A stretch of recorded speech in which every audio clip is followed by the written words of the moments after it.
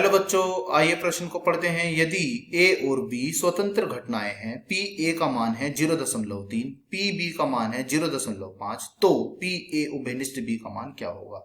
सबसे पहले हमें इस प्रश्न की मुख्य अवधारणा को समझना होगा।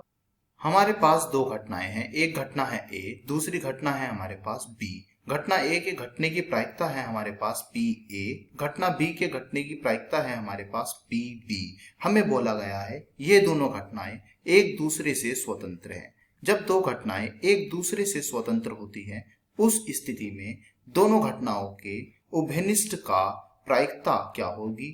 घटना a व b के उभयनिष्ठ की प्रायिकता होती है a की घटना की प्रायिकता गुणा b की घटना की प्रायिकता। तो अब हम क्या करते हैं, हम अपनी मुख्य अवधारणा का यह सूत्र इस प्रश्न में प्रयोग करेंगे और अपने प्रश्न को हल करेंगे। तो चलिए प्रश्न को हल करने की ओर चलते हैं। तो हमें क्या दिया हुआ है, हमें दिया हुआ है a घटना के घटने की प्रायिकता है हमारे पास 0.3 तथा b घटना के घटने की प्रायिकता है हमारे पास 0.5।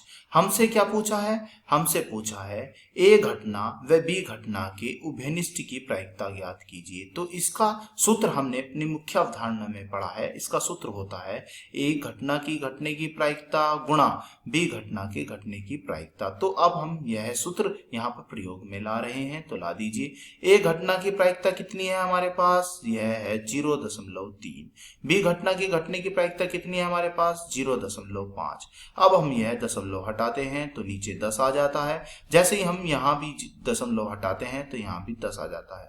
तो यह हमें क्या प्राप्त होगा, ऊपर हमारा हो जाएगा 5 तिया 15, तो ऊपर लिख दिया हमने 15। नीचे कितना आएगा, 10 धाम 100, तो नीचे आया हमारा 100।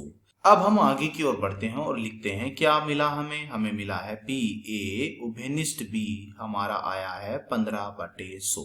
अब हम इसे 100 से भाग दे देते हैं। जब मैं 15 को 100 से भाग दे देता हूं तो यह आएगा 0.15। यही हमारे प्रश्न का उत्तर हुआ। आशा करता हूं यह प्रश्न आपको समझ में आया होगा। धन्यवाद।